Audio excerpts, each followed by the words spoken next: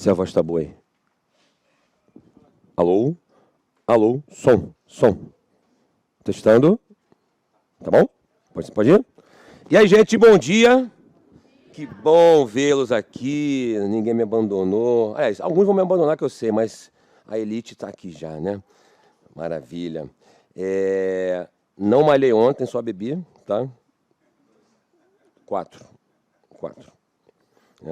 Meu amigo aqui foi gentilmente, me acompanhou ali, né?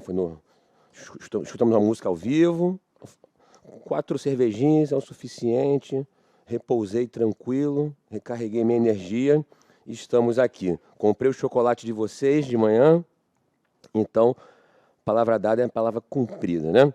Bom, antes da gente dar início aos nossos exercícios da aula 5, vou falar um pouco sobre depreciação, um assunto que cai muito em prova também, ora com questões teóricas e ora com questões práticas, tá? O que é depreciação? Vamos pensar o seguinte, todos os bens tangíveis, todos os bens que têm substância física, eles sofrem desgastes com o uso. Tudo bem para vocês?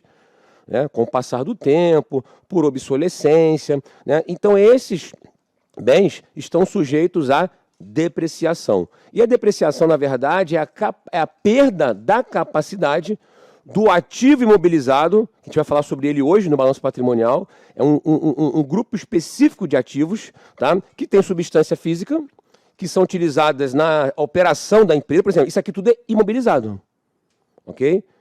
Para o like, isso aqui tudo é imobilizado. Ou seja, é a perda da capacidade do ativo imobilizado continuar gerando benefícios econômicos. Então, por exemplo, esse ar-condicionado, com o passar do tempo, ele vai dando defeito, ele vai perdendo a capacidade até que o compressor vai para o espaço. Então, ou seja, esse processo de reconhecimento desse desgaste é justamente a depreciação, beleza? E ela pode ocorrer pelo uso, obviamente, pela ação do tempo, por obsolescência, porque às vezes eu tenho uma tecnologia muito mais superior e a outra já não faz mais sentido, né, utilizar, por conta de contrato, quando eu acabo... lembra que eu falei que a gente podia ativar bens arrendados? Então, ou seja, enquanto aquele bem estiver vamos dizer assim, no meu controle, né, eu posso depreciar também, mas deprecio com base no contrato, porque aquele bem não é meu, né? Então, eu tenho várias possibilidades aqui de depreciação. Em regra geral, se a banca não falar nada, a depreciação vai ser considerada despesa. Tá? Entretanto, se a depreciação tiver relação com algum bem da atividade fim da empresa, esse cara vai ser custo. Tá? Mas como assim, Anderson? Vamos lá. Vamos pensar numa indústria que produz celulares. Um fabricante de celulares, por exemplo. As máquinas que produzem os celulares, ou que são utilizadas para produzir celulares, a depreciação dessas máquinas não é despesa, e sim custo. Por quê? Porque é uma máquina utilizada no processo de produção do seu produto. Ok? Agora, a depreciação dos microcomputadores, dos administradores, dos gestores, dos funcionários administrativos, comerciais, tudo isso são despesas. Então, se a banca não falar nada, despesa. Se ela indicar alguma relação com a atividade operacional, é custo. Tá? Mas qual a diferença entre despesa e custo? Despesa vai direto para resultado. Já tiveram essa disciplina de custos? Alguns tiveram, né? A despesa vai diretamente para resultado e o custo faz parte do estoque. Ou seja, ele faz parte do custo de produção, enquanto não foi vendido, esse cara é estoque de produtos acabados.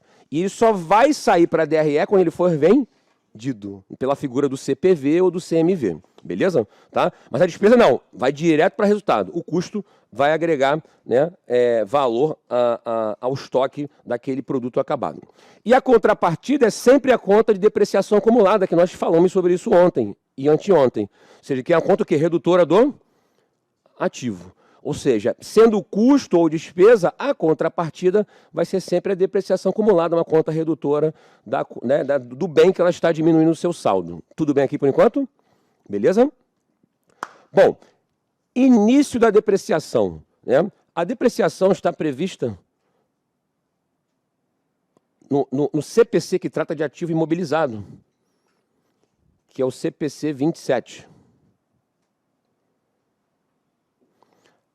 Quando a empresa inicia a depreciação? Quando o item ou bem estiver disponível para uso. Ou seja, muitos acham que, eu comprei o bem, ele já está apto para ser depreciado. Não. Por quê? Porque às vezes eu compro uma máquina e ela precisa ser instalada, montada e preparada para ser usada. Porque se eu compro algo que está desmontado, como é que eu vou usar a máquina? Tudo bem para vocês? Então, a simples aquisição não faz a empresa ter a obrigação de começar a reconhecer a depreciação. E sim, quando ela estiver disponível para uso. Beleza aqui? Ok? E quando ela cessa ou por baixa, por algum motivo específico ela vai baixar, ou quando esse item for mantido para venda. Por quê? Quando ele é mantido para venda, ele assume a característica de estoque. E estoque não se deprecia. Perfeito? Então eu vou fazer a reclassificação desse item para um item para venda. Então ele não é mais para uso. Ou seja, quando ele é mantido para venda, ele não tem mais destinação para uso, e sim para venda. Beleza? Tá? Bom, base de cálculo para depreciação. Eu vou pegar o custo de aquisição desse imobilizado, tá? Que é justamente o valor pelo qual comprei, e parecido com os estoques, adiciono impostos não recuperáveis, diminuo impostos recuperáveis, somo com frete. Lembra que nós falamos ontem? Muito parecido com estoque isso. Tá? Somo os gastos necessários para instalar aquele imobilizado, menos o valor residual. O que é valor residual? É o valor esperado de venda desse imobilizado no final da sua vida útil. Tá? Então, por exemplo, comprei um veículo por 100 mil reais, que hoje em dia o carro popular está 100 mil, né? Eu achei um absurdo isso, né? Inclusive, eu fui ter essa noção de como o carro estava caro na última vez que eu vim para Cuiabá. Porque assim, eu tenho meu carro lá, né? Então assim, não vou trocar tão cedo, Aí, conversando com um aluno aqui mesmo do lado, que o cara, professor, o carro tá muito caro, esse carro aí, tá 100 mil reais. Eu falei, que maluco, cara? Não é possível. Só se for quem Cuiabá. Aí eu fui ver depois que realmente os carros tiveram uma disparada de preços, né? Tem gente tendo lucro na venda de carro. Isso era impensável até um pouco tempo atrás, né? O carro normalmente desvaloriza, né? Então, muito surreal, né? Então, ou seja, o cara compra o veículo por 100 e ele estima vender esse veículo daqui a 5 anos por 20 mil reais, por exemplo. Então, a base de cálculo da depreciação vai ser 80. Beleza aqui? Por quê? Porque quando eu depreciar esse cara todinho, o valor contábil dele vai ser o quê? 20. Justamente o valor da venda estimada. Até aqui tudo bem para vocês? Beleza? Bom, métodos de depreciação. Tá? Basicamente, eu tenho 3 grandes métodos de depreciação. O método linear, o método da soma dos dígitos e o método das unidades produzidas. O pessoal normalmente se enrola aqui. Tá? O linear é o mais fácil. Por quê? O linear, ele parte da premissa que a vida útil dele vai ser linear. Não vai sofrer alteração. Então, imaginando que eu esteja comprando um bem por 100 mil reais, seu valor residual seja de 20, logo a base de cálculo de depreciação vai ser de 80, que é 100 menos 20. Considerando a vida útil de 5 anos, e se essa depreciação for linear, o que eu vou fazer? Eu vou dividir os 80 por 5. Então, todo ano eu vou ter uma depreciação de 16. Ok para vocês? Aí repare que quando... O que acontece? Quando chegar aqui, ó, vou botar aqui, ó, ano 1, ano 2, ano 3, ano 4 e ano 5. Aí, olha que interessante. No primeiro ano, deprecio 16, deprecio 16, deprecio 16, deprecio 16, deprecio 16. Como eu comecei o meu cálculo, com 100, eu vou ter 100 menos 16, 84, né? 84 menos 16 vai dar 68, né? 68 menos 16, 52. 52 menos 16, 36. 36 menos 16, 20. Então, no final do ano 5, o valor contábil dele vai ser o quê? 20. Justamente o valor residual. Aí depois eu vou explicar como é o lançamento da depreciação, que é fácil, e o lançamento da venda desse imobilizado, com ganho ou com perda. Que aí gera o fato que, quando eu vendo um item com ganho ou com perda, fato misto. Eu vou mostrar depois essa parte aqui. Tá? Então eu deprecio todo ano 16. Agora, ponto importante.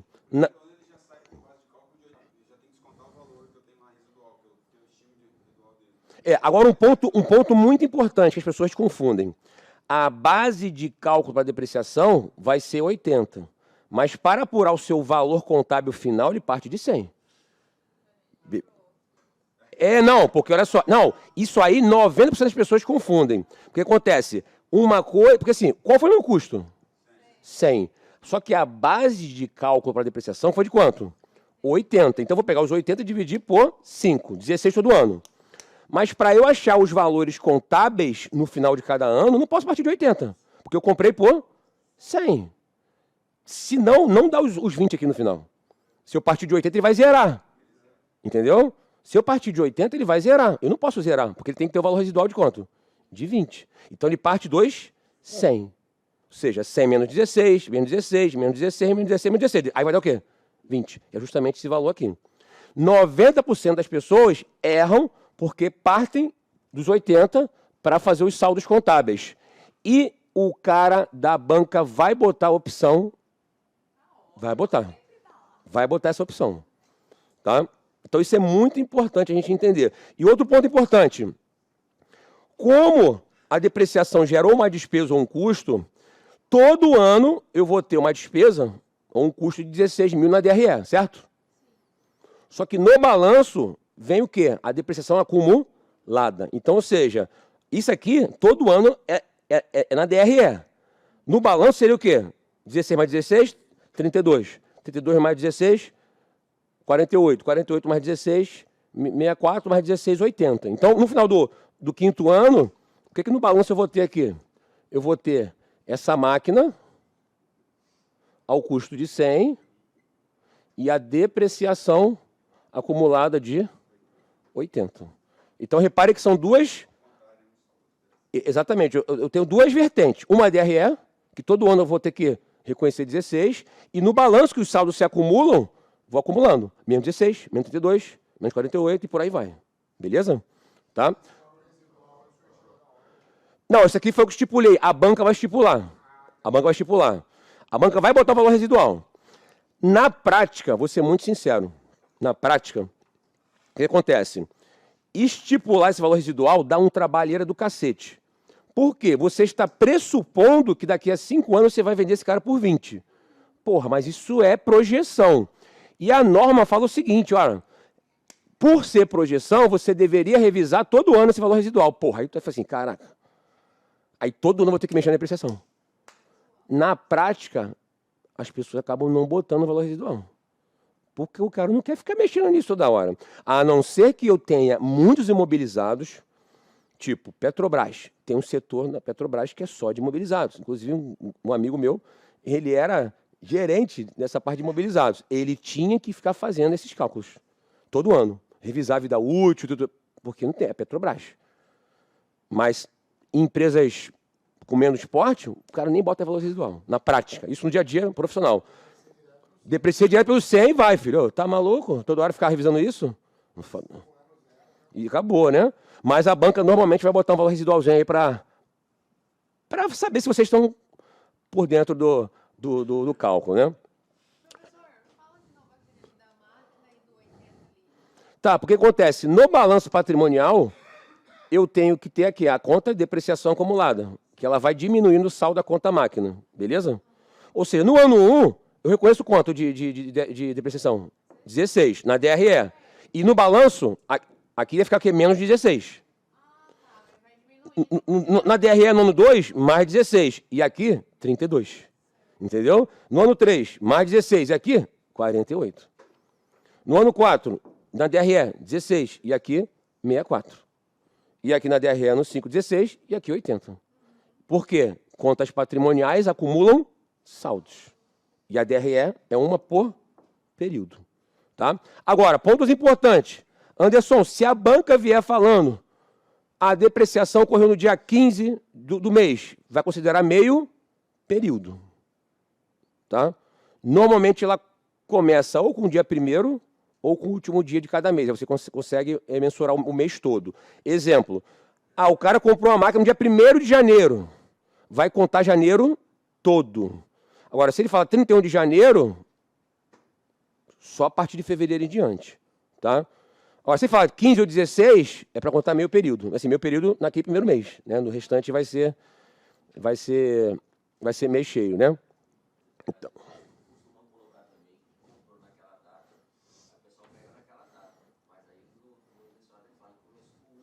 Isso. Exatamente.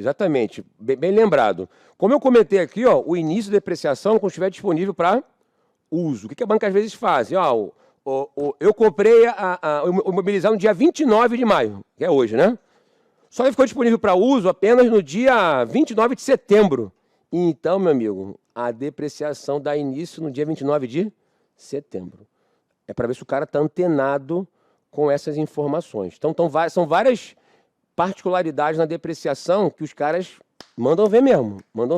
Porque esse cálculo linear todo mundo sabe fazer. Agora, ele quer saber se você está atento a essas nuances, né, de aquisição, disponível para uso e tudo mais. Tá? O linear é o método mais usado, que mais cai em prova. Tá? Agora, o segundo método, o pessoal tem muita dificuldade. Tá? Que é o tal da soma dos dígitos. Qual é a lógica disso? Pressupõe-se que quando o item é novo, ele dá menos problema. Pressupõe, né?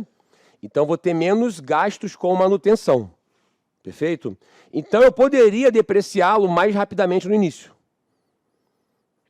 E no final da vida útil, ele está mais propenso a manutenções, eu gastaria mais com manutenções e eu compensaria com a menor depreciação. De qualquer forma, eu vou depreciar ele todo. Não há problema nenhum nisso. Só que essa metodologia parte do princípio que eu deprecio mais no início e menos no final. Como é que eu tenho que fazer isso? Que eles chamam da soma dos dígitos. Por exemplo, utilizando as mesmas informações aqui, o custo de 100, valor residual de 20, base de cálculo de 80, vida útil de 5 anos. Só que aqui eu não tenho mais o linear. Eu não vou dividir 80 por 5. O que eu vou fazer? O que fala da soma dos dígitos? 5 anos, eu vou pegar a soma dos dígitos dos 5 anos. 1, 2, 3, 4, 5. Vai dar 15. 15 é a soma dos dígitos, ok? 1, 2, 3, 4, 5. Ele pressupõe, então, que no primeiro ano eu vou depreciar 5 de 15. No segundo, 4 de 15. No terceiro, 3 de 15. No quarto, 2 de 15. E no último ano, 1 de 15. Eu tenho duas formas de fazer isso. Tá? Uma, dividindo e multiplicando pelos 80, que é a base de cálculo vai ser 80 aqui. Tá? Então, por exemplo, no primeiro ano, 5 de 15 dá 1/3, né? 1/3 de 80, 26,667. 4 de 15 dá uma dízimazinha, vezes 80, 21,3333. Ano 3, 20%, né? 3 de 15, né? 20% de 80, 16. Quarto ano, 2 de 15, também dá dízima, vezes 80, 10,6667. E 1 de 15, vezes 80, 5,33333. Outra possibilidade. Dividam aí 80 mil por 15. Vê se vocês vão achar isso aqui, ó. Tentem fazer aí, por gentileza, quem tiver aí com o celular, qualquer coisa. Vê se vocês acham esse valor aqui. Não é isso? Vai achar esse valor, multiplica por 5, por 4, por 3, por 2, por 1. Mais fácil, né? Então tem essas duas possibilidades. Agora o seguinte, diversas possibilidades de questões surgem aqui. Exemplo, estou falando de algumas que já caíram. No ano 3, eu posso afirmar que a depreciação pela linear e a soma dos dígitos são iguais? Sim. Aí o cara vai ter que fazer um e a outra. Né? Aqui, ó, no ano 3, ó, 16 e aqui 16. Agora, um bizu que é importante. As bancas, normalmente, quando pedem a soma dos dígitos, aí já é um bizu de concurso mesmo. Qual é a depreciação acumulada até o ano 3? Aí, qual é o bizu que eu dou? Não tentem fazer esses cálculos aqui para não perder tempo. até o ano 3, vocês concordam que ele já consumiu 12 de 15? Ó, 5, 4, 3. Não é isso? Então, esse aqui equivale a 80%. 80% de 80 mil vai dar o quê? 64. Se você for somar isso aqui, ó, 26667 com 21,333 vai dar 48. Mais 16, 64. Então, esse é um bizu. Por quê? Porque eu não preciso ficar fazendo... Porque é o acumulado. O acumulado, então, ó, 5 mais 4 mais 3, 12. 12 de 15, 80%. 80% de 80, 64. Não precisaria ficar fazendo essas três contas aqui. Porque, às vezes, tem dízima, aí pode gerar um nervosismo, né, no candidato. Tá? Então, são alguns bizus aqui que eu estou dando sobre questões que envolvem depreciação. Soma dos dígitos, conseguem verificar a diferença? Ou seja, normalmente, as bancas não trabalham com mais de 5 anos, não, tá? Senão vai ficar muito longo. Às vezes até 4. 4 é melhor ainda. 1, 2, 3, 4, 10. Ou seja, então 4 de 10, 3 de 10, 2 de 10, 1 de 10. Lindo. Porra, aí até para dividir é lindo, né? Mas a maioria das vezes é com 5 anos. A maioria das vezes. Tá? Tranquilo aqui? Unidades produzidas, que parece ter um pouco mais de coerência, principalmente em tempos de pandemia. Eu vou depreciando conforme eu vou produzindo. Se eu produzo mais, deprecio mais. Se eu produzo menos, deprecio menos. Então, qual é a lógica aqui? Vamos imaginar que eu tenha um item com uma capacidade de produção de 100 mil unidades. 100 mil unidades seria 100% da capacidade produtiva de uma máquina. Considerando um custo de 100, valor residual de 20, base de cálculo de 80, ou seja, no primeiro ano eu produzi 15 mil unidades, 15 mil unidades de 100 mil unidades dá 15%, certo? Então eu depreciaria 15% de 80, depreciaria 12. No segundo ano, produzi mais 20 mil unidades, que equivale a 20%. 20% de 80, 16. Terceiro ano, 30 mil unidades, que equivale a 30% do total de 80, que vai dar 24. E no ano 4, 35 mil unidades, que representa 35% da capacidade aqui, vezes 80, que vai dar 28. Outra possibilidade.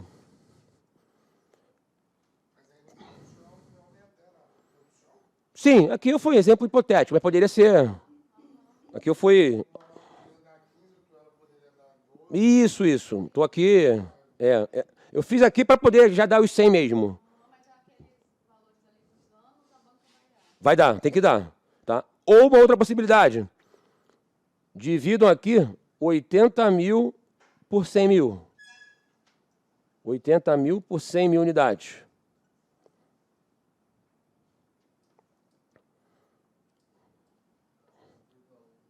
Zero vírgula 8, né? Ou seja, 80 centavos de depreciação por unidade. Produziu 15 mil, 15 vezes 80 centavos, 12 mil. Nesse caso dessa capacidade, esse seria a capacidade dela produzir na vida útil inteira? Isso. Não é anual? Não. Total aqui. Total. Tanto que eu dou por ano aqui depois, ó.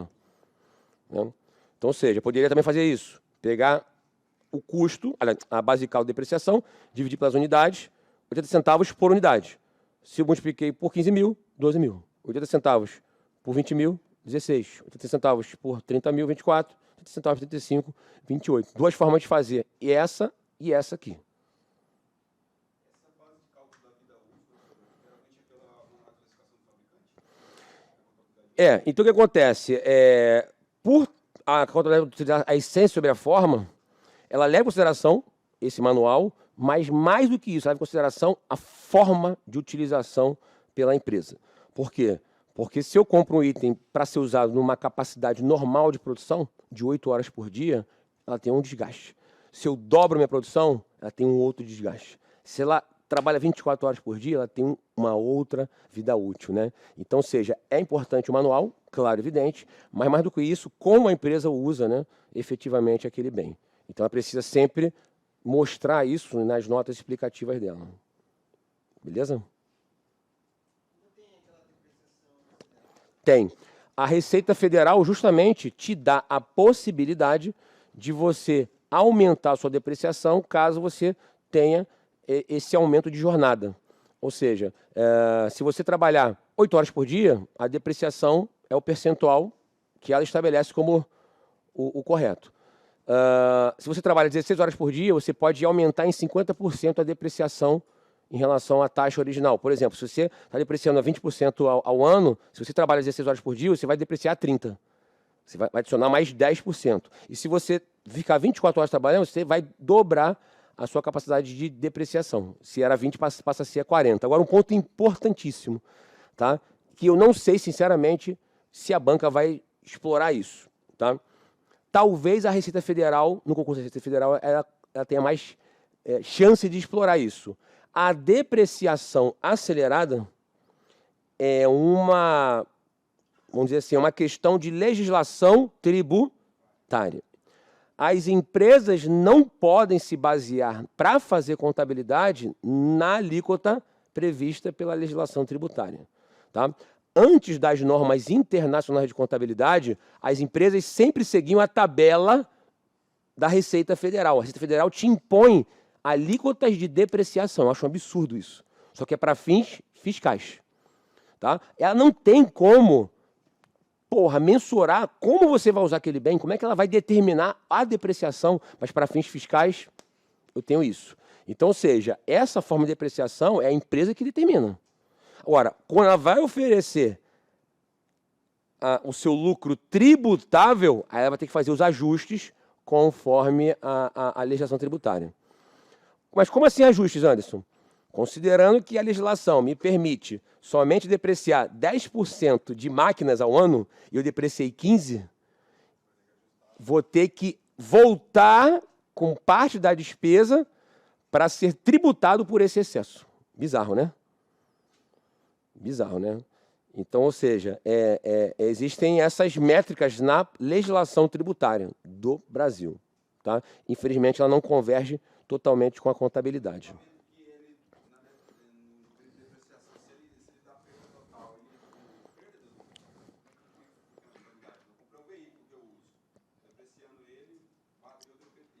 Do baixo. Do baixo. Vou mostrar um orçamento de baixo aqui por venda, mas por perda seria muito parecido. Eu só não teria o caixa né, devido à venda, né, mas é praticamente a mesma coisa.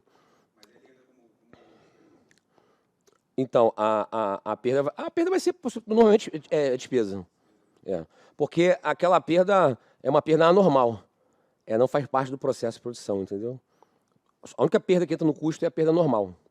O que é perda normal? Porra, por exemplo, o cara vai montar, sei lá, vai produzir piso. Aí corta vários pisos, aí sobra essas rebarbas aqui, ó. Sempre vai sobrar. Isso é perda normal. Só que ele pode reaproveitar ou não. Vai fazer rodapé, enfim, né? A perda normal faz parte do custo, a perda anormal não. Tá? E aí, até aqui tudo bem em relação à depreciação? Tá? A amortização é muito parecido com isso aqui. Tá? Só que a amortização não tem relação com ativo imobilizado. Tem relação com ativo intangível, que nós vamos falar sobre isso hoje no balanço patrimonial. Então, ou seja, o que vale para a depreciação para ativo imobilizado, vale para a amortização de ativos intangíveis. É a mesma coisa. Custo menos valor residual igual à base de cálculo do valor amortizável e não mais depreciável. Por quê? Porque ativo intangível, por não ter substância física, não pode ser depreciável. Eu não tenho substância física para depreciar esse cara. Né? Ou seja, a licença de um software. Pô, como é que eu vou depreciar isso? Eu amortizo. Amortizo com o passar do tempo, com o uso. Um direito de uso de concessão. Não tem como depreciar isso. Eu amortizo esse direito de uso de concessão. É a mesma coisa para ativo intangível aqui. Tudo bem por enquanto? Tá? Aí eu vou fazer aqui alguns lançamentos contábeis, tá? Que envolvem a depreciação e a baixa, né? de um item depreciado.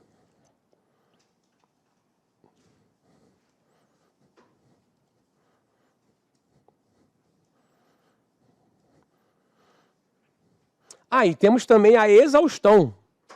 Está no material de vocês. O que é a exaustão? É quando a empresa faz uma exploração de recursos naturais ou minerais. Por exemplo, ela vai fazer uma extração de minério numa jazida. Essa jazida ela não é depreciada nem amortizada. Ela sofre exaustão. Então, e a metodologia é muito parecida com as unidades produzidas. Só que aí eu tenho que avaliar qual é a capacidade de extração daquela jazida, determinar esse valor, e conforme eu vou extraindo minérios, né, no caso da jazida de minério de ferro, eu vou reconhecendo a exaustão. Exaustão, exaustão até eu acabar a extração. Tá? Então, ou seja, imobilizado, depreciação, amortização para intangível e para recursos minerais e florestais, exaustão. Tá? Mas está no material de vocês aí certinho essas definições, tá?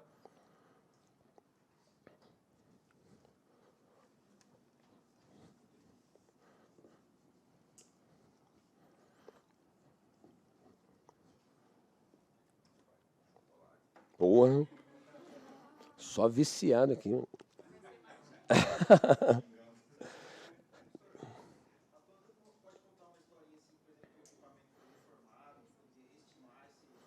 Eu vou falar sobre isso. Vou falar sobre isso. Vou falar de gasto de manutenção e substituição de peças. Vou falar.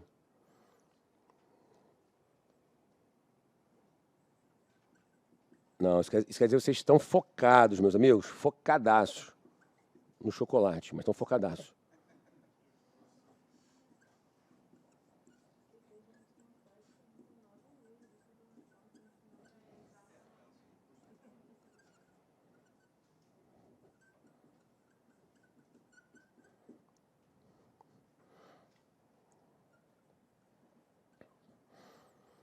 Ó, vamos imaginar o seguinte cenário aqui. Uma entidade comprou um item por 100 mil reais, valor residual de 20, logo a base de cálculo de depreciação de 80, método linear. Aí no ano 3 ela vendeu esse cara por 94 mil reais. 94 mil reais. Primeiro passo, vou dividir 80 por 5, vocês concordam? Daria 16 mil reais por ano. Vocês concordam, então, que no ano 3 foram 3 anos depreciando 16?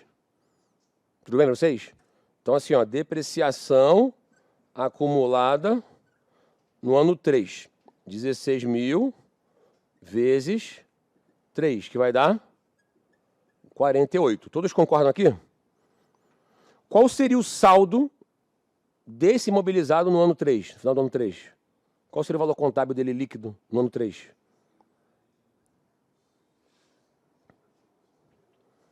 100 mil menos 48, ok? E tem que partir sempre dois 100 mil reais, né? Então, ou seja, o saldo dessa conta no ano 3 vai ser 100 mil menos 48, que vai dar 52. Aí o que acontece? Vendeu por 94. O que aconteceu aqui para vocês? Teve um lucro na operação, certo? Então, ou seja, gerou um ganho de capital 52 para 94. De quanto aí o ganho de capital? 42, né? Bom, qual é o lançamento contábil dessa operação? Aí vamos por partes aqui. Se ele vendeu por 94, quanto entrou no caixa? Os 94. Se entrou no caixa, débito ou crédito no caixa? Débito, né? Eu falo caixa aqui, mas a gente vai trabalhar com banco, né? Porque lá no Ministério Público a gente evita falar de dinheiro em espécie, que a gente trabalha com lavagem de dinheiro, a gente sabe que o dinheiro em espécie, né, é o problema da sociedade, né? Enquanto tiver dinheiro em espécie, vai ter lavagem de dinheiro, né? Então, ou seja, 94 mil reais. Bom, beleza aqui, Anderson. Show de bola. Outro item que eu já posso visualizar. O ganho de capital que vocês identificaram foi lucro ou prejuízo? Lucro. O lucro aumenta ou diminui o PL? Se aumenta o PL, é credor ou devedor? Credor, ok? Então aqui, ó, crédito. Porque isso aqui configura como se fosse uma receita, tá? Ganho de capital de 42. Esse cara vai. Esse vai.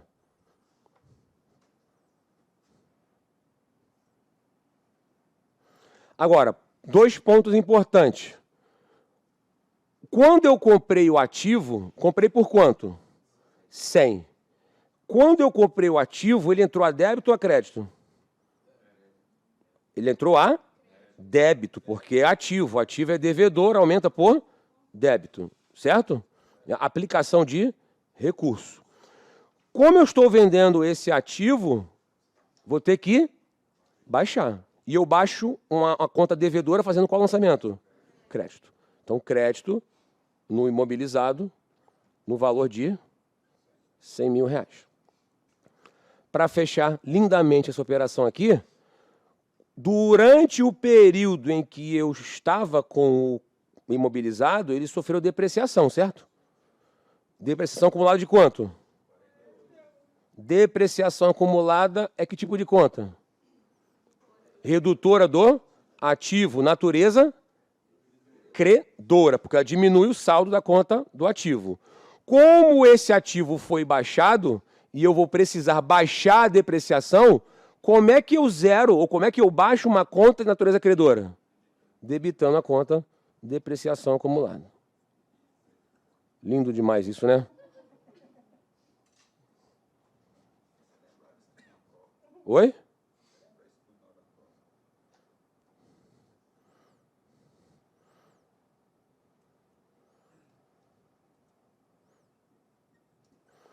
Então, ou seja, aqui, 142 de débito, 142 de crédito. Não é isso? Lindo demais, né, gente? Não é brincadeira, não. Isso aqui é lindo demais, gente. Ou seja, eu preciso lembrar que, se eu estou vendendo o meu ativo, eu preciso baixar esse ativo. Não é isso? E se eu depreciei esse ativo, essa depreciação também tem que ir embora. Então, eu preciso baixar também essa depreciação. Então, seja débito, depreciação acumulada e crédito mobilizado. Porque, na verdade, quando eu entrei com o ativo, ele entrou a débito. E as depreciações desse ativo foram feitas a crédito. Como eu estou dando baixa desse cara, eu preciso zerar essas duas contas. Ok para vocês? Essa é a lógica aqui. Então, esse é o lançamento contábil da venda de um bem. Você falou da perda, né? Ah, pô, vamos imaginar que chegou aqui, ó. Cheguei aqui, depreciei 3 anos. Porra, deu problema no equipamento, meu irmão. Precisei baixar esse cara. Né? Precisei baixar esse cara. Não houve venda aqui, beleza? Não houve venda. Né? Então, ou seja, quando eu faço isso, ó, o exemplo que eu estou dando agora aqui é o seguinte: não tem venda. E perguntou assim, mas quando ocorre uma perda, dá baixa de um bem porque ele não serve mais. Vou ter que dar baixa desse cara também, lançamento contábil. Só não vai ter o quê? A entrada do banco, né? Então, o que acontece aqui? E também nem vai ter ganho de capital. Vocês concordam com isso? Ok? Tá? Então, ou seja, de qualquer forma, esse cara, esse mobilizado, ele vai ter a baixa pelos 100. Ok para vocês? De qualquer forma, essa depreciação acumulada vai ser devedora, porque eu estou baixando o quanto eu já depreciei. E aqui, ó, despesa com perda no valor de 52 mil reais, que é justamente o valor que sobraria desse valor contábil. Né? Ou seja, perda, porque na verdade eu não vou ter mais nenhum tipo de utilização com esse item. Resultado. O ganho de capital aumenta o meu lucro e a perda diminui o meu lucro. Tá? Aí meu amigo perguntou ali, Anderson, mas em relação a manutenções, né? Manutenções. Ponto importante. Manutenções periódicas, limpar o filtro do ar, né? O próprio carro, né? Não precisa de manutenções periódicas, a cada 10 mil, a cada ano, né? Trocar filtros, coisa toda. Se não aumentar a performance ou a vida útil, não preciso incluir esse desembolso, né? No custo desse ativo. Né? Agora, se eu substituir uma peça que aumente a vida útil desse ativo, vou ter que incluir esse gasto no custo do ativo imobilizado. Porra, Anderson, não entendi. Vamos lá. Opa.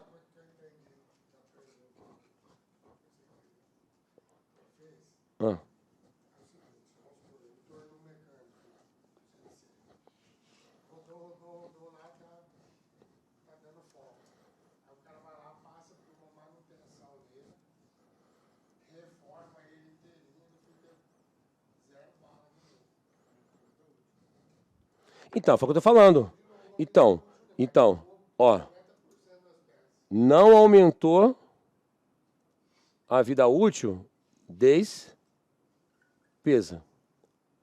Aumentou a vida útil, esse gasto vai adicionar ao custo do imobilizado. Vamos pensar esse carinha aqui mesmo, para a gente não sair muito do exemplo. Chegou aqui no ano 3, que eu depreciei R$48.000, porra, deu problema no motor da máquina. Puf, queimou lá o motor. Putz, cara, ou eu vou dar baixa, ou eu vou gastar para trocar esse compressor, o motor, para dar uma vida útil, né, a mais nessa máquina. Aí vamos imaginar aqui que no final do ano 3, eu gaste aí, sei lá, R$5.000 com uma peça, substituição de peça, que aumenta a vida útil em 2 anos. Beleza aqui? Tudo bem? Ou seja, final do ano 3, já depreciei 48.000, faltava agora depreciar o quê? Perdão, faltava depreciar mais 2 anos de 16.000, né? Mas aí eu comprei uma peça aqui que aumentou a vida útil em 2 anos. Bom, aí minha pergunta é, qual era o valor contábil desse cara no ano 3? Não era 52? Vou somar com 5, vai ficar o quê? 57. Se eu não tivesse o aumento da vida útil, e se esse cara tivesse a vida útil normal, ele só usaria por mais quantos anos?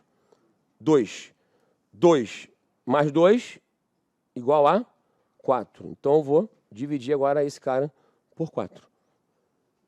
Ou seja, somente se houver aumento na vida útil. Aí esse gasto que eu tive, que vai aumentar a vida útil em mais 2 anos, vai ser somado com o saldo contábil desse cara, né? Aí, claro, evidente que eu teria que rever o valor residual, claro, evidente, teria que rever, né? Ah, Anderson, o valor residual continua de 20, diminuo de 20 e divido agora por 4. Ah, não tem mais valor residual, divido por 4. A questão é, se houve aumento na vida útil, estico a depreciação, inclui esse gasto no valor contábil, se não houve aumento na vida útil, é despesa. Então, limpeza de filtro, um gás aqui, despesa. Agora, compressor queimou, puf, motor queimou, puf. Ah, vou trocar outro, porra, agora vai dar um gás por mais 3 anos. Esse gasto vai aumentar a vida útil, vai ser depreciado agora com um prazo maior. É isso que normalmente se faz. Tudo bem? Beleza? A gente mata aqui esse assunto. Deixa eu ver aqui as questões.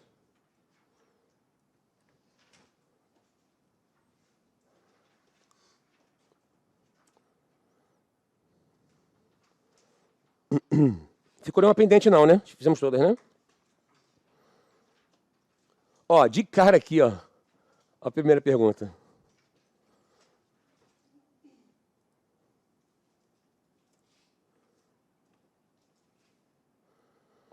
Os custos de manutenção periódica de determinado item do ativo imobilizado devem ser acrescentados ao valor contábil desse item.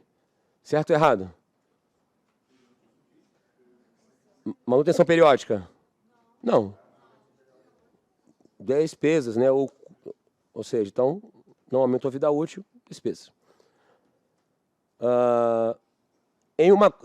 Lembrando que aqui tem questão de depreciação e de mercadorias, que nós falamos ontem, tá? Em uma compra de mercadorias para a composição dos estoques da entidade que utiliza inventário permanente, o lançamento do imposto de circulação de mercadorias e serviços deve ser feito em uma conta de natureza. E está falando o quê? Compra de mercadorias. Então, o ICMS é feito em qual conta aí?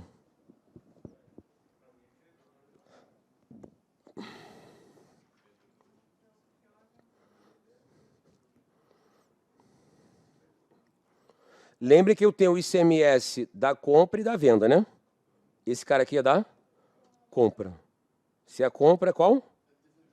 Devedora no ativo, porque eu tenho o ICMS a recuperar na compra. Ou seja, Eu gero um direito de recuperar o ICMS, quando eu for vender, eu utilizo aquele ICMS para bater no ICMS da venda. Lembra que nós mostramos isso ontem? Beleza? Tá?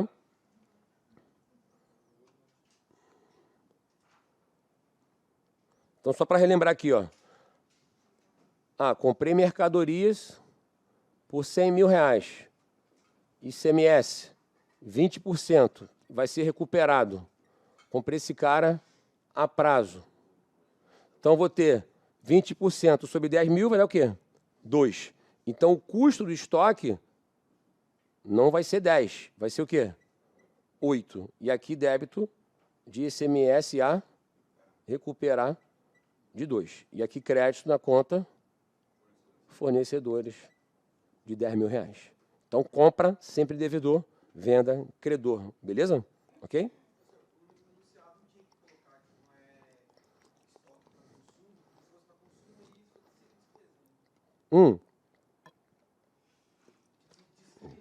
Então, quando... Aí que tá. Quando não se fala nada... Agora, quando ele vai falar para uso e consumo, aí é diferente, entendeu? Assim, as bancas normalmente não entram muito no mérito, não. Se ela quiser falar uso e consumo, ela vai colocar, ela vai ter que colocar, não tem jeito. Então, em regra geral... Oi? Não, se for uso e consumo, ele não recupera nada aqui. Ou seja, esse débito aqui vai ser de 10 mil. Pronto. Né? Porque não vai recuperar, então não vai ter esse ICMS a recuperar. Tá? Vamos falar sobre isso hoje. Vou falar hoje. Fala sobre isso hoje. Devedor no ativo. Porque esse ICMS a recuperar é esse cara aqui, ó.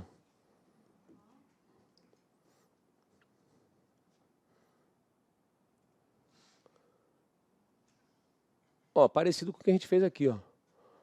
Venda de veículo por R$10.000, imobilizado, registrado por 30, com depreciação acumulada de 25. Esse lançamento se encaixa? Ou seja, vamos pensar nas alternativas aqui. Ele vendeu por quanto, cara? 10. Então tem que entrar 10 mil no caixa ou no banco, certo? Então, a princípio, está certo. Ele comprou o imobilizado por quanto? 30.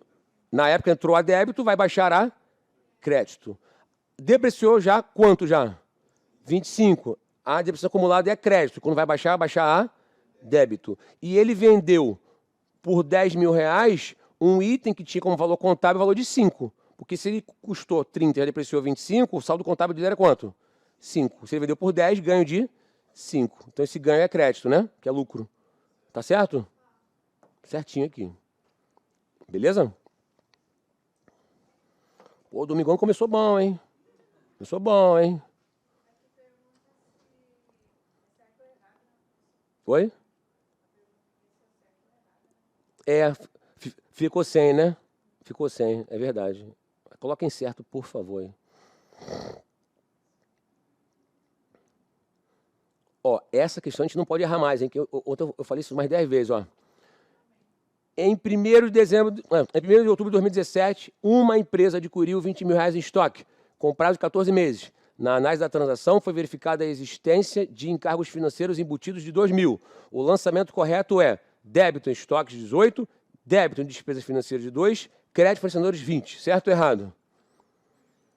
Não posso errar mais essa, hein? Nós falamos ontem que eu não posso reconhecer nenhuma despesa no ato da transação. Esses R$2.000 vai ser o quê? Encargos financeiros a transcorrer ou apropriar. As bancas sempre insistem nisso, as pessoas estão sempre errando. Então, assim, não tem despesa financeira no momento da transação. Ele vai ser reconhecido por competência. Não.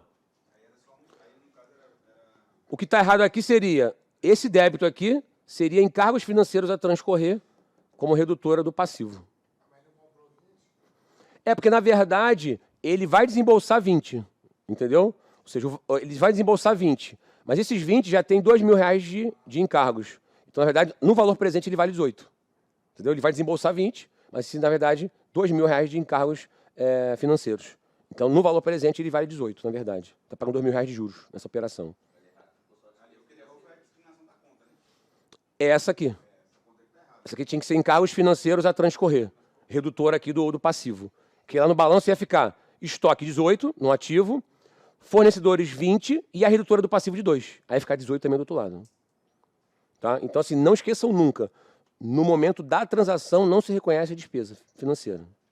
Beleza? Tá? 18 mesmo. 18. Isso vale para duplicata descontada, vale para empréstimo, vale para compra a prazo. Não reconhece despesa financeira no ato da transação. Imposto? Cara, não. Encargo financeiro, não. Não, o imposto, o próprio nome está dizendo, na verdade, ele é um tributo, né, que incide sobre algumas transações específicas, né? Então, ou seja, eu posso ter um imposto sobre faturamento, imposto sobre o lucro, um imposto numa compra, né, que eu faço, né? Não chega a ser um encargo, que um encargo é como se fosse tipo uma penalidade, vamos dizer assim, né? Ah, eu comprei a prazo, cara, vai comprar a prazo, vai pagar juros, né? Mas o tributo ele é algo imposto pelo governo, né? Ou seja, é algo que o governo te impõe, né, para ter aquela transação. Oi? Não, eu posso considerar os juros como um tipo de encargos financeiros. É porque tem os juros remuneratórios, juros moratórios, entendeu? É porque, assim, os juros remuneratórios são juros contratuais. Você vai pagar um empréstimo agora, você vai pagar os juros remuneratórios. Se você não pagar no prazo específico, aí vão te cobrar os juros moratórios, mais a multa contratual. Ou seja, tudo isso aí são os encargos, né, que incidem sobre a sua operação. Aí tem o IOF ainda, né? Enfim, então tudo isso acaba encarecendo o crédito.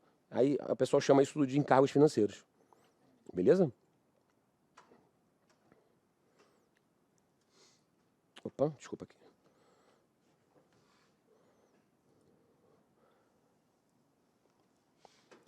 5. A aquisição de mercadorias por R$300 mil com ICMS de 18% e posterior venda da metade das mercadorias por 500, com incidência também de 18%, fará com que a empresa obtenha um lucro bruto de R$280 mil. Isso é boa, hein? Vou dar uns 5 minutinhos para vocês resolverem aí.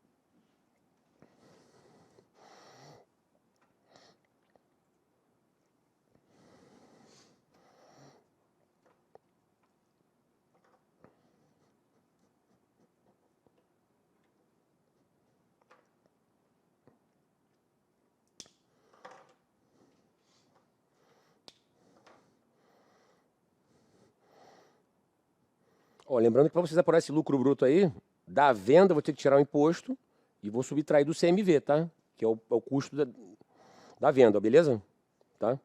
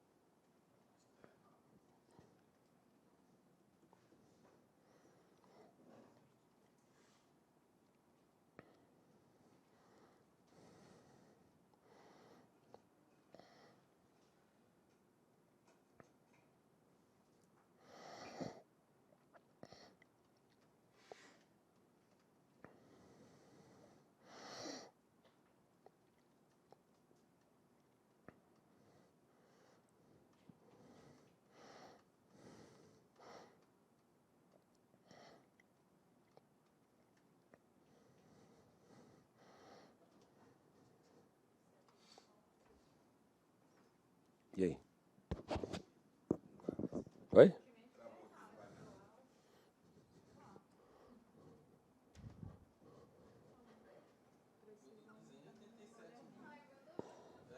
É o quê?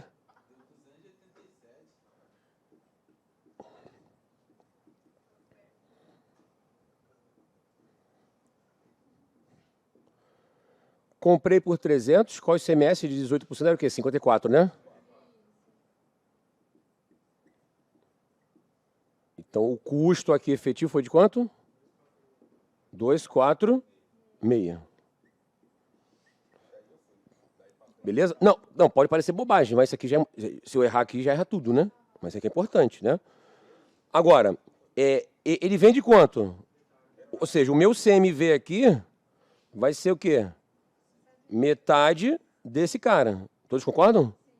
Então vai ser o quê? 123. Aí vamos lá para a venda. O cara vendeu por quanto? 500. ICMS da venda. 18%. 18% de 500 vai o quê? 90, né? Menos 90, menos o CMV de 123. Mas ele não está falando de recuperação, não. Ele está falando só do lucro, entendeu? Se ele pedisse, se ele pedisse, qual é o imposto efetivo a pagar? Ele só está pedindo o lucro da transação, né? Então, ou seja, 500 menos 90 dá 410. 410 menos 123 daria quanto aí? 287. Oi? Aonde? Onde que foi errado aí? Ah, sim.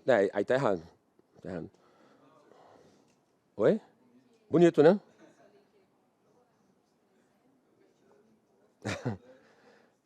Até final do dia, eu tenho essa esperança.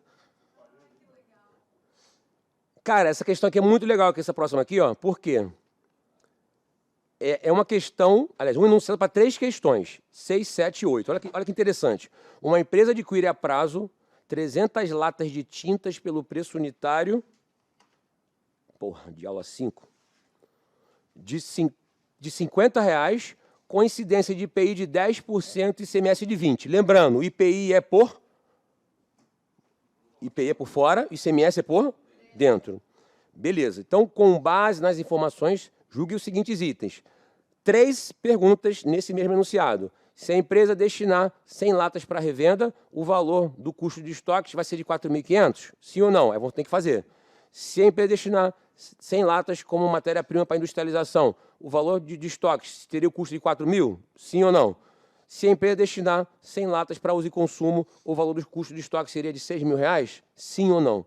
Então, ou seja, nesse mesmo enunciado, vocês vão fazer a análise pela empresa comercial, pela empresa industrial, e se for de uso e consumo, sem nenhum imposto a recuperar. Legal? Essa é bem legal aí.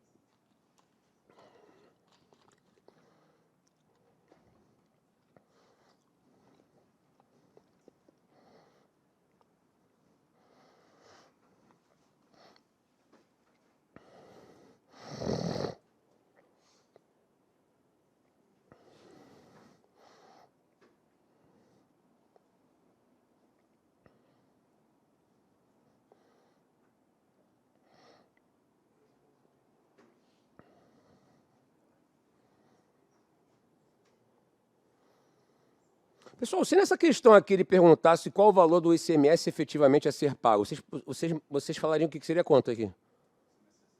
O ICMS a ser pago. É isso. Tá? Ou seja, qual o valor... Assim, sim, eu posso usar todos os créditos. Eu posso usar tudo. Ele não é proporcional com a que eu vendi, não, entendeu? Eu posso usar tudo.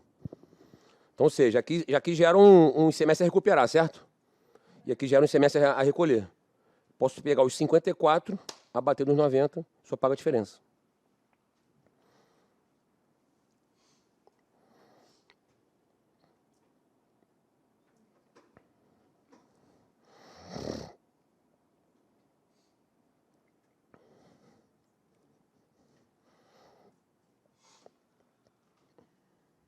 Aí vai sair expert em contabilidade também. Que bom. E deu pra comer aquela comida ontem? Deu pra comer ontem aquela comida? Nada. Pô, foi comida pra caraca, meu irmão. Porra, meu irmão. Fiquei de bobeira. Isso porque eu pedi pro cara não embalar a maionese, que a maionese é complicado. Porque às vezes, porra, passar ali uma hora, 2 horas aí, porra, maionese é complicado.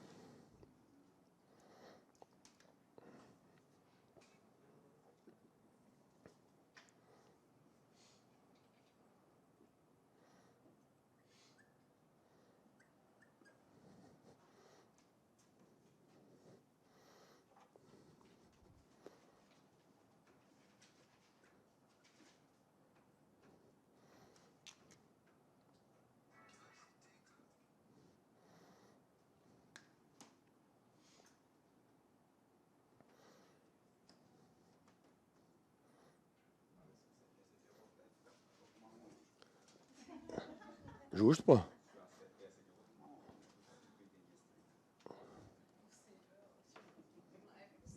Claro que é possível.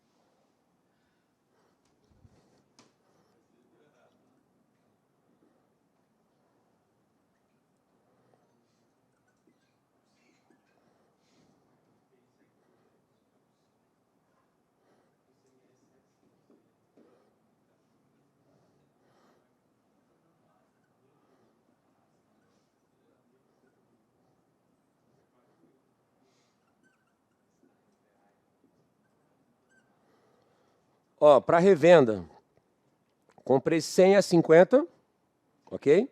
Lembrando que o ICMS está dentro dos 50, ok? Mais o IPI de 10% sobre a compra. Então, ou seja, se minha compra foi de 5 mil, mais IPI, mais 500. 5.500. ICMS de 20% sobre os 5, menos 1.000, 5.500 menos 1.000, 4.500. Acertou? Já pode beber, então. Oi?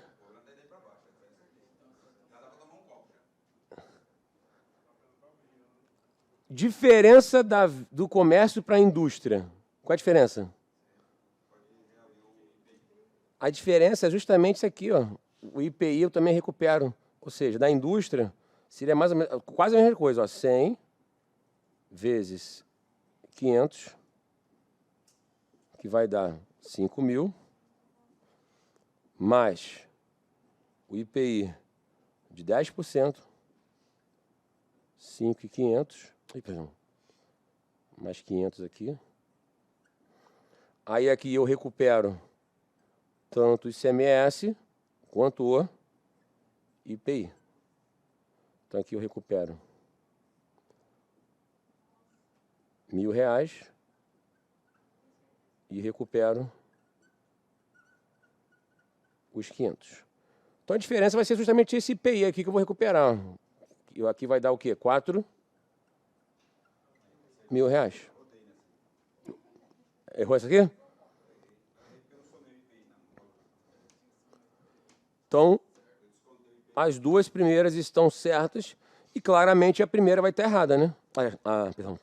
A última vai estar errada, porque o valor a ser pago foi de 5.500. Sim, mas ele está dentro. Só que eu recupero ele.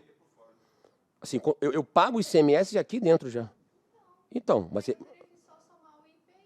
eu somei para... Aqui é 5.500, mas é o custo. O custo, lembra que eu preciso retirar quem? O imposto recuperável. Eu não estou falando do meu desembolso. Estou falando do custo. Isso. Lembra que nós falamos ontem, ó? Empresa comercial recupera ICMS. Empresa industrial recupera ICMS e IPI. Tanto que na indústria, ó, eu desembolso tanto IPI quanto ICMS, mas eu recupero os dois. Então, repara que meu custo é de 4. Porque eu recupero tanto os 1.000 de ICMS quanto os 500 de IPI.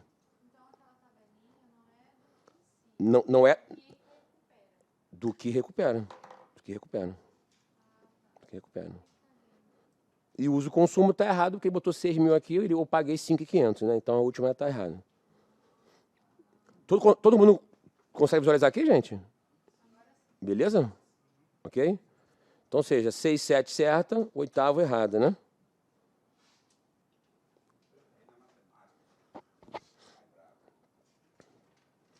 Ó, duas questões de depreciação para a gente fechar a aula 5. O mesmo enunciado, tá?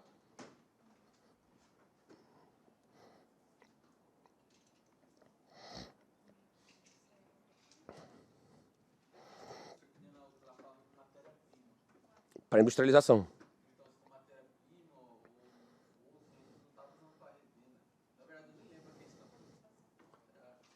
É porque aqui ele deixou claro o seguinte: comprei para revenda. Pronto. É porque ele quis, na verdade, no mesmo enunciado, das 3 situações. Comprei para revenda, então vou recuperar o ICMS. Comprei para industrialização e depois revenda. Beleza? Tá?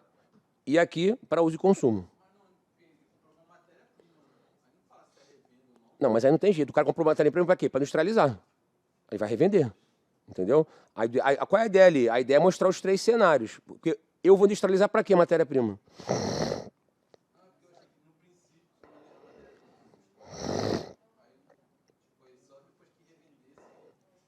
Não, assim, aqui é o objetivo da compra da matéria-prima. Ou seja, industrialização e, obviamente, depois revenda. Perfeito? Porque a lógica é o seguinte: para que a indústria compra matéria-prima? Para industrializar, para virar um produto acabado para depois vender, entendeu? Então, ou seja, o intuito da compra foi industrialização. Então, ela também recupera o IPI por conta disso. Obviamente, ela vai vender. Entendeu? Aí a ideia dessa questão aqui é mostrar as 3 possibilidades: revenda, industrialização e consumo. Só que na industrialização ele vai vender também. Entendeu? Não deixou explícito, mas ele vai vender. Perfeito?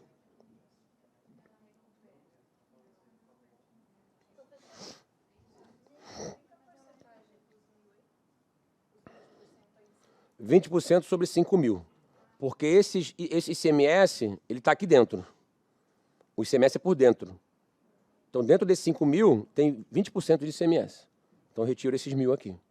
Ele não é sobre a soma, não. Ele é sobre os 5 mil que o ICMS está aqui dentro. E o IPI é por fora. Tá?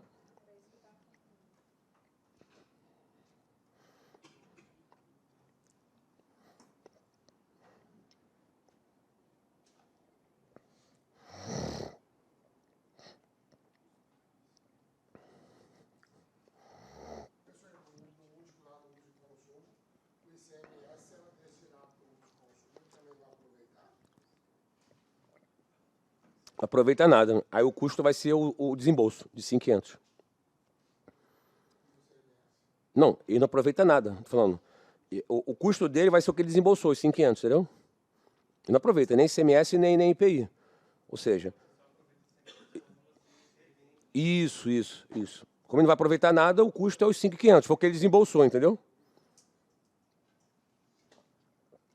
Porque o desembolso não significa o custo, né?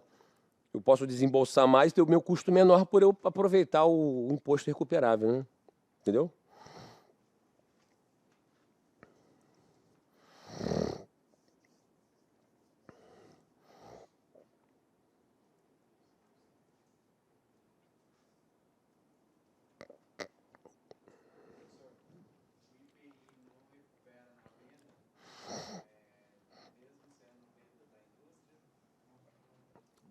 Então, na verdade, o IPI na venda da indústria recupera.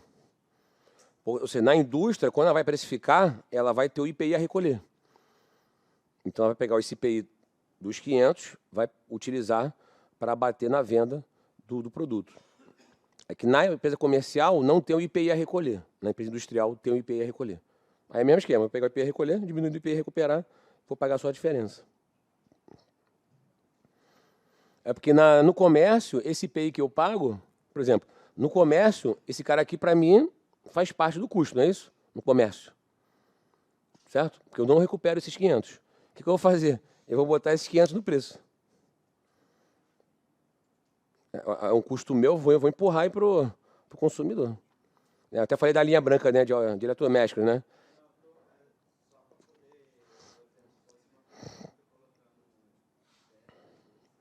Ah, sim, aí eu ia ter que fazer a apuração do IPI a recolher. Aí teria que saber por quanto a empresa industrial ia vender, qual o IPI incidente sobre a venda, né? Aí fazer essa comparação.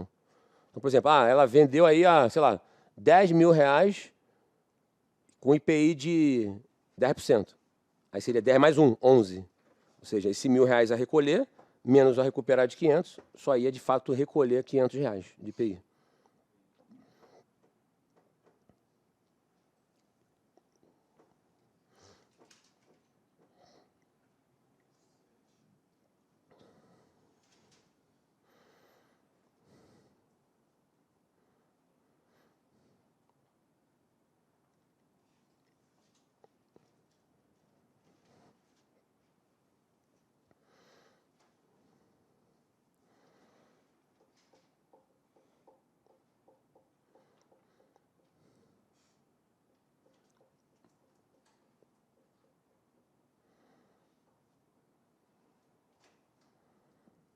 Pô, Anderson, tu falou que normalmente as bancas botam 5 anos, tem uma de 7 anos aqui, sacanagem. Mas essa aqui foi adaptada, tá?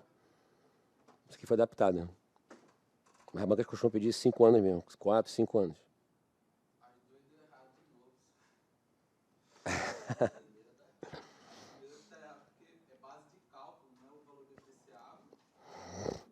Então, a base de cálculo é a mesma coisa que o valor depreciável.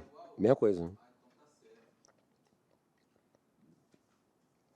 Ou seja, é o valor a ser depreciado, entendeu? Ou seja, é o valor que vai sofrer a depreciação.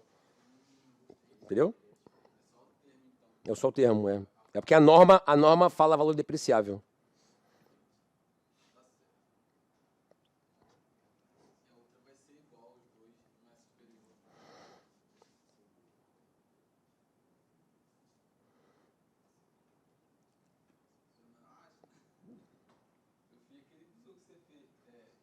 Somou, né? 1, 2, 3, 4, né?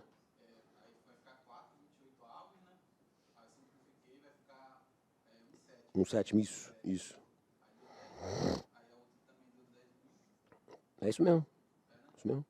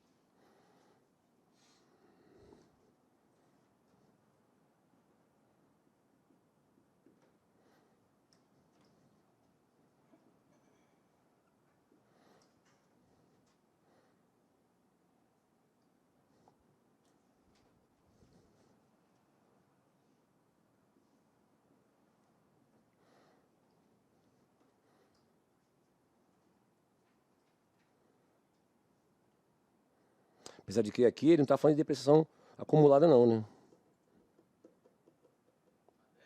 Ele está falando da despesa de depreciação, né? Concorda? Ou seja, a depreciação acumulada é o quanto ele já acumulou de depreciação. A despesa é só daquele ano, entendeu?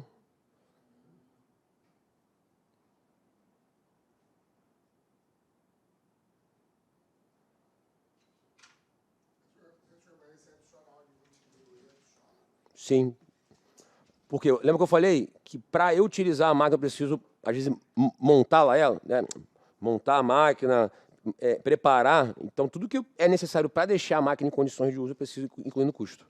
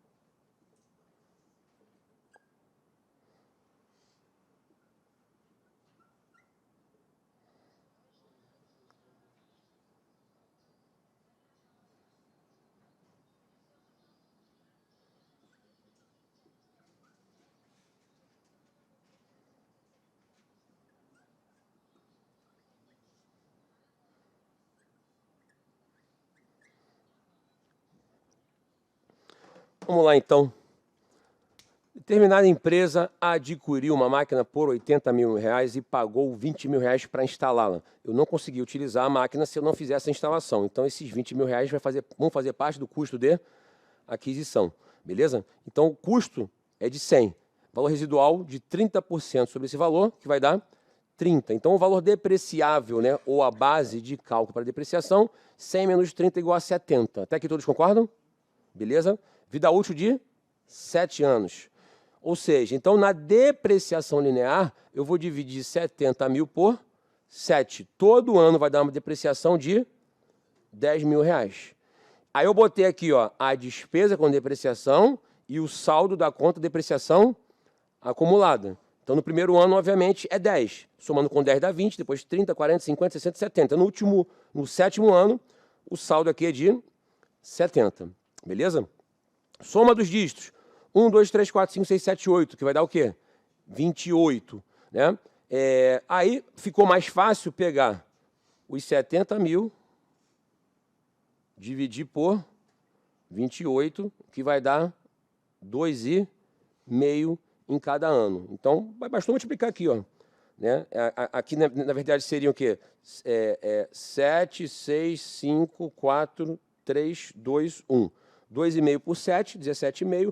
2,5 por 6, 2,5 por 7, 17,5. 2,5 por 6, 15. 2,5 por 5, 12,5. 2,5 por 4, 10. 2,5 por 3, 7,5. 2,5 por 2, 5. 2,5 por 1, 2,5. Aí, fazendo acumulado, ó, 17,5 mais 15, 32,5. 2,5 mais 2,5, 45. 45 mais 10, 55. 5 mais 7,5, 62,500. 62,500 mais 5, 67,500. Mais 2,5, 70 mil. Então, bateu aqui 70 mil. O que ele está falando agora aqui na questão? No ano 4, a despesa de depreciação calculada pelo método da soma dos dígitos apresentará um valor superior ao método linear? Não.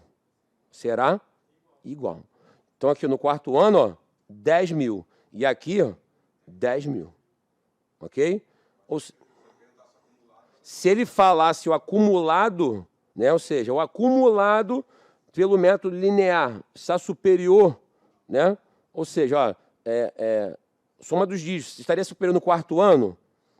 Aí sim, o acumulado, né? Ou seja, soma dos dígitos estaria maior que o linear. Mas ele fala de despesa do ano. Né? Então, ou seja, não está certo aqui, porque elas são o quê? Iguais. Beleza aqui?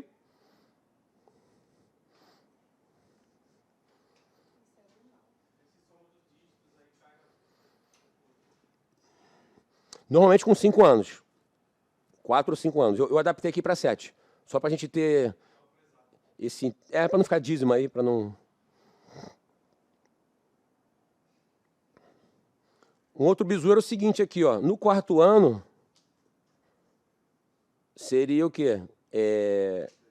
4 de 28, que daria o quê? 1/7. Né? Então, 1/7 de 70, 10 mil reais. Assim, normalmente a banca vai te levar para um caminho desse, para tu não ter que ficar fazendo porrada de cálculo, entendeu? Ou seja, 1/7 de 70, 10 mil reais. Beleza? Bom, 9h40 agora. Vou fazer a primeira pausa, porque o nosso próximo assunto é balanço patrimonial. A coisa vai ficar boa agora. A gente vai falar tecnicamente, vamos destrinchar todo o balanço patrimonial. Vamos falar de ativo circulante, não circulante, imobilizado, intangível, investimentos realizável a longo prazo. Vamos falar de provisões, vamos falar de controle de estoque, vai ser uma coisa linda aqui. Tá?